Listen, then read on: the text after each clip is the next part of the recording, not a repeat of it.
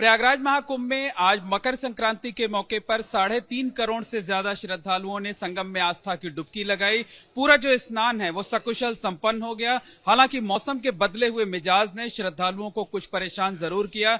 कई श्रद्धालु बीमार हुए, अस्पताल पहुंचे और 2 श्रद्धालुओं की मौत भी हुई।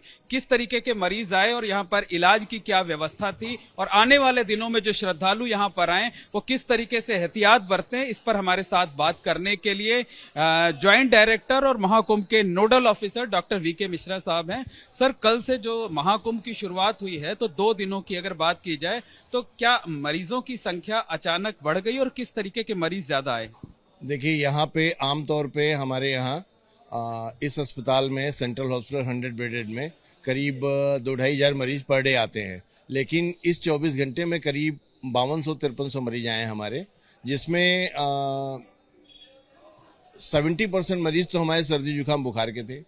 बाकी हमारे 7-8 पेशेंट हमारे कल शाम से आज तक में कार्डियक पेशेंट थे, और जिसमें 6 पेशेंट हमने ठीक करके भेज दिए। 1 पेशेंट को हमने स्वरूप रानी में रेफर किया है। और अक्सर जो है चोट चपेट थोड़ी बहुत, जो कोई किसी को चोट लग गई, और जो आर्थराइटिस के पेशेंट हैं, खांसी सर्दी जुकाम, जो सांस के मरीज हैं, उस तरह के मरीज यहाँ पे ज्यादा आए हैं।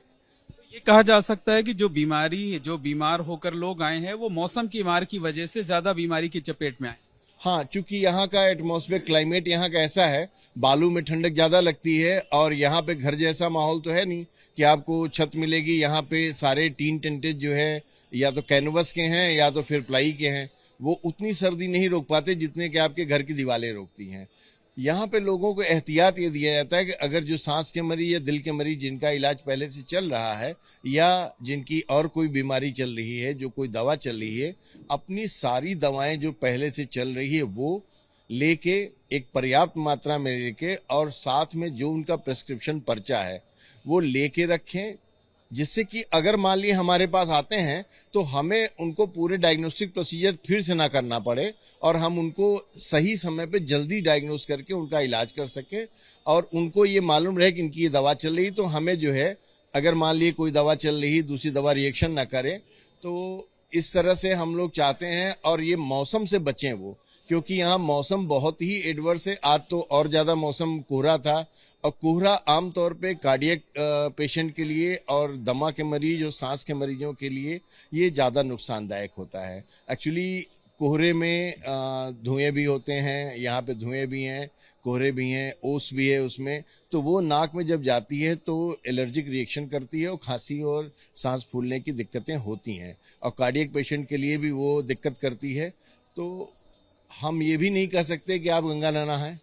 आप इसी पर्पस के लिए आए हैं, इसी उद्देश्य के लिए आए हैं, तो एहतियात के साथ आप अपना नहाएं, अपनी प्रॉपर दवाएं लें, और दवाएं मिस ना करें। कोई व्रत होता है, कोई उपवास होता है, उसमें कहीं मतलब इंगित नहीं है कि आप दवाएं ना खाएं। दवाएं पूरी तरह से शाकाहारी होती, दवाएं खाएं। कुल कितने श्रद्धालुओं की आज डेथ हुई? देखिए, हमारे यहाँ किसी की डेथ नहीं हुई। हाँ, 2 पेशेंट आए थे जो ऑलरेडी डेथ थे, जिनको कि पोस्टमार्टम के लिए भेजा जा चुका है, उनका पंचनामा करवा भेजा जा चुका है। दूसरी बात यह है कि यहाँ पे हमारे पास सारी सुविधाएं मौजूद हैं। हमारे पास वेल इक्विप्ड आईसीयू है, जिसमें एक्सपर्ट डॉक्टर्स हैं, एक्सरे है, अल्ट्रासाउंड है, और ईसीजी मशीन है। हमारे पास बड़ी सी पीओसीटी है, पैथोलॉजी लैब है, जो कि लगभग 50 तरह के टेस्ट करती है और लेटेस्ट 2 घंटे में रिपोर्ट दे देती है। हमारी वो लैब पूरी तरह से पेपरलेस है, तो पर्यावरण को भी संतुलन बनाने के लिए आपके मोबाइल पे सारे आपकी रिपोर्ट्स आ जाएंगी। सर, जिन 2 श्रद्धालुओं की डेथ हुई है, हालांकि उनकी मौत की असली वजह तो पोस्टमार्टम रिपोर्ट सामने आने के बाद होगी, क्या उसमें इस बात की आशंका जताई जा सकती है कि कार्डियक अरेस्ट की वजह से डेथ हुई? देखिए, ओल्ड एज थे और किसी न किसी बीमारी से सफर कर रहे होंगे, लेकिन ऐसे देख के नहीं बताया जा सकता कि वो कार्डियक अरेस्ट से मरे या कोई और चीज है। देखिए, मृत्यु का एक ही कारण होता है, दिल की धड़कन रुक जाना, सांसें रुक जाना। वो कोई भी कारण होगा, ये कार्डियो रेस्पिरेटरी अरेस्ट कहते हैं इसको, यानी कि दिल की धड़कन रुक गई, दिल ने धड़कना बंद कर दिया और सांस चलना बंद हो गई। तो यहाँ पे जो ब्रॉड डेड पेशेंट आते हैं उनके साथ यही होता है। उसका कारण तो फिर पोस्टमार्टम में डिसाइड होगा क्या कारण था। एक एक लास्ट क्वेश्चन ये है कि आने वाले दिनों में बड़ी संख्या में, करोड़ों की संख्या में श्रद्धालु आएंगे और मौसम विभाग ने भी इस बात की आशंका जताई है कि आने वाले दिनों में मौसम और भी खराब होगा। ऐसे में जो श्रद्धालु महाकुंभ में आ रहे हैं, एज एन एक्सपर्ट आप क्या उनको एडवाइस करेंगे कि वो क्या कुछ करें यहाँ पर और किस तरीके से अपना बचाव करें ताकि बीमार होने और अस्पताल आने की नौबत ना आए?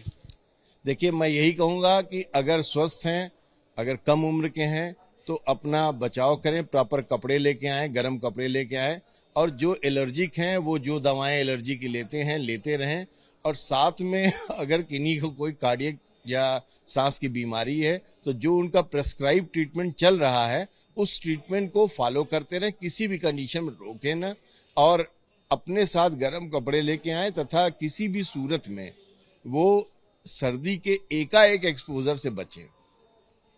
और हम अगर जरा भी दिक्कत हो तो तुरंत डॉक्टर से संपर्क करें, अस्पताल आएं। जरा भी परेशानी हो तो चिकित्सालय आए, डॉक्टर संपर्क करें।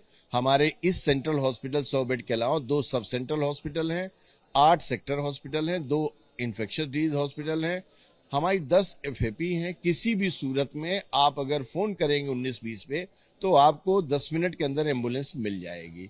अगर आप ऐसा है तो आप इसको आएं, और हम जानते हैं कि कोई भी मौसम की वो मार श्रद्धा पे भारी नहीं होती है। श्रद्धालु आएंगे लेकिन अपनी सुरक्षा करें, हम उनके साथ हैं। बहुत बहुत धन्यवाद। ये हैं डॉक्टर वीके मिश्रा, जो कि महाकुंभ के स्वास्थ्य विभाग के नोडल ऑफिसर हैं। उनका कहना है कि 2 लोगों की डेथ हुई थी, लेकिन मौत की असली वजह पोस्टमार्टम रिपोर्ट आने के बाद ही साफ हो पाएगी। लेकिन उन्होंने लोगों को एडवाइस किया है कि महाकुंभ में आस्था की डुबकी लगाने के लिए आएं तो साथ ही साथ एहतियात भी जरूर बरतें, खुद अपनी जिंदगी की सुरक्षा करें।